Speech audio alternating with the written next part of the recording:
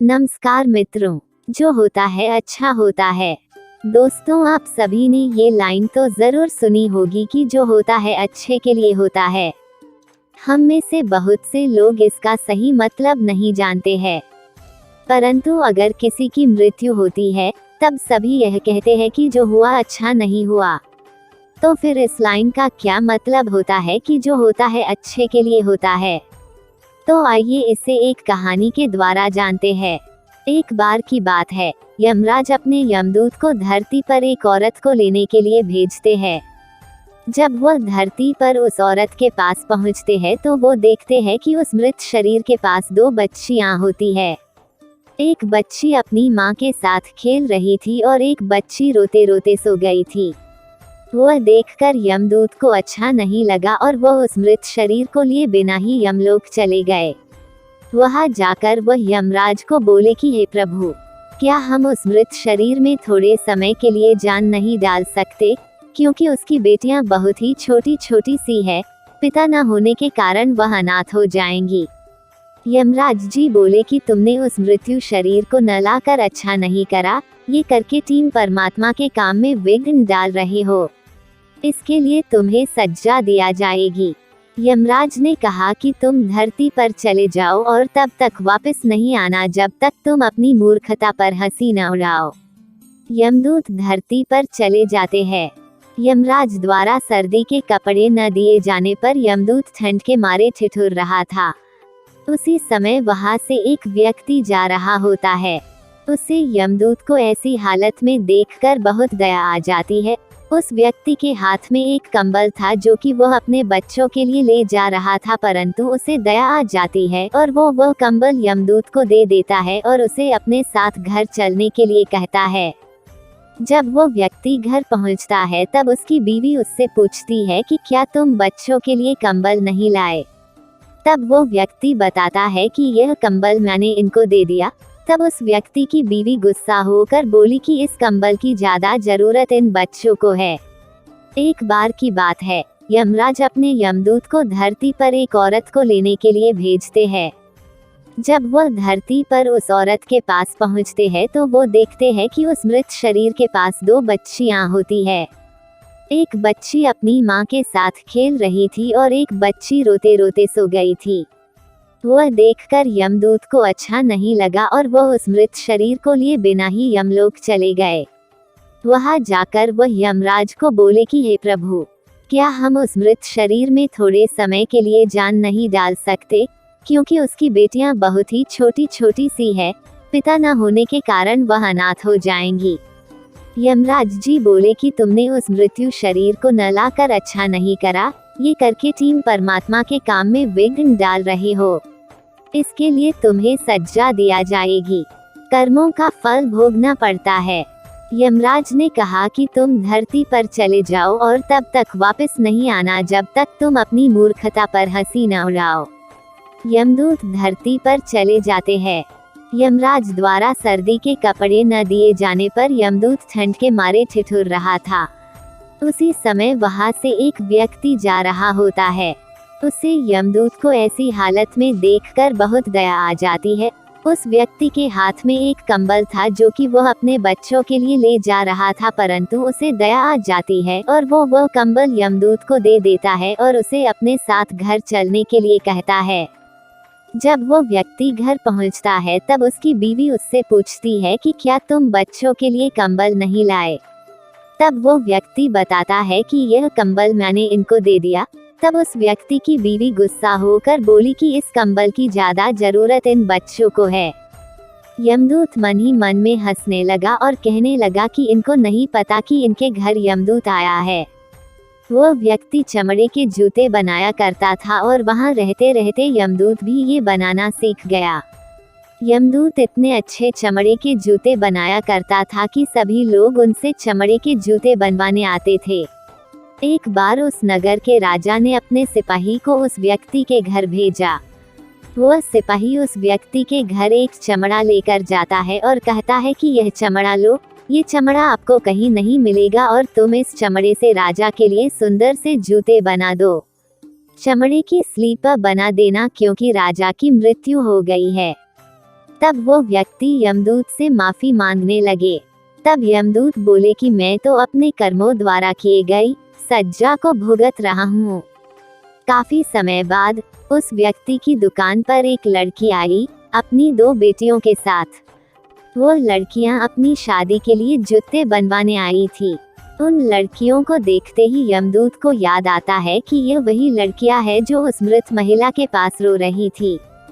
तब यमदूत उस महिला से पूछते हैं कि यह बच्चियां कौन है। तब वो बताती है कि यह लड़कियां अनाथ है। इनके पैदा होते ही 2 साल बाद इनकी माँ इनको छोड़कर चली गई थी।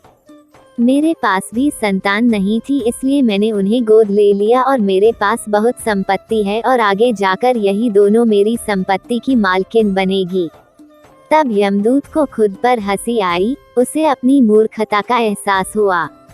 तब वह 3 बार हंसा। फिर वो व्यक्ति यमदूत से कहता है कि अब आप 3 बार हंस चुके हो, अब आप मुझे अपनी हंसी का कारण बताएं। तब यमदूत उस व्यक्ति को सारी बात बताता है और कहता है, आज मुझे पता चला कि जो होता है अच्छे के लिए होता है, जो हो रहा है वो भी अच्छा हो रहा है और जो होगा वो भी अच्छे के लिए होगा। परंतु अगर कोई किसी महिला के साथ गलत कर रहा है, उसके साथ अन्याय कर रहा है, तो वह अच्छा नहीं है। दोस्तों, यही आज की सच्चाई है। अन्याय को सहन नहीं करना चाहिए, अन्याय के खिलाफ आवाज उठानी चाहिए। परंतु इस स्थिति में यह नहीं सोचिए कि जो हो रहा है अच्छे के लिए हो रहा है। इस समय आपको अन्याय के लिए आवाज उठानी चाहिए। एक बात जरूर याद रखिए कि परमात्मा हमें हमारे कर्मों का ही फल देते हैं। परमात्मा जो भी करता है अच्छे के लिए ही करता है। अंत में यही है कि जो भी होता है अच्छे के लिए होता है। लेकिन रोहड़ गांव के लोग लोभी और मतलबी थे। एक बार की बात है, दोनों गांव में महामारी आती है, जिसकी वजह से नंदी गांव की सीमाओं को सुरक्षा देने वाले सारे कुत्ते मर जाते हैं। वहीं रोहड़ गांव के कुछ ही कुत्ते मरते हैं। महामारी फैलते फैलते अन्य जानवरों तक पहुंचती है और नंदी गांव के सारे जानवर मर जाते हैं। वहीं रोहड़ गांव में इसका इतना ज्यादा प्रभाव नहीं पड़ता।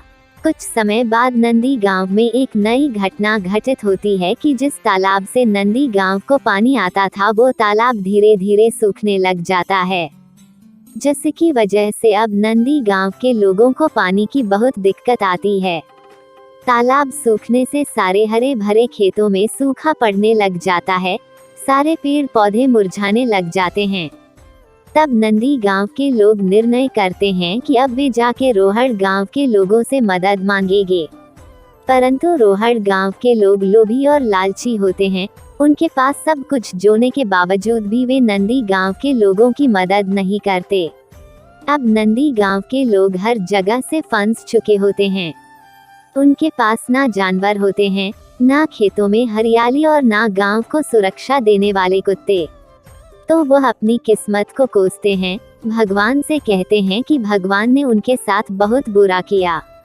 तो वो सभी भगवान के सहारे गांव से हटके मंदिरों में रहना शुरू कर देते हैं। एक रात बहुत सारे चोर और डाकू नंदी गांव में प्रवेश करते हैं। तो जब वो लुटेरे गांव में प्रवेश कर रहे होते हैं, तो वो देखते हैं कि गांव की सीमा को सुरक्षा की कोई व्यवस्था ही नहीं है। यहाँ ना कोई जानवर नहीं है, ना गांव में हरियाली है, अर्थात इस गांव में कोई नहीं रहता। ये सोचकर लुटेरे आगे बढ़ जाते हैं। आगे बढ़कर जब वो रोहड़ गांव में पहुंचते हैं, तो देखते हैं कि गांव के सुरक्षाकर्मी भी हैं, कुत्ते भी भौंकने लगते हैं। लुटेरे सारे कुत्ते और सुरक्षाकर्मियों को मार देते हैं और देखते हैं कि गांव में हरियाली है, जानवर है, इंसान है। तो सारे लुटेरे गांव में फैल जाते हैं। जब वे सब कुछ लूट लेते हैं, तो सारे गांव को आग लगा देते हैं, सारे लोगों को मार देते हैं और भाग जाते हैं। अगली सुबह जब आसपास के गांव वालों को इसका पता चलता है कि रोहड़ गांव में अब कोई भी नहीं बचा, पूरा गांव शमशान बन चुका है, तो नंदी गांव में किसी को हानि तक नहीं पहुंची।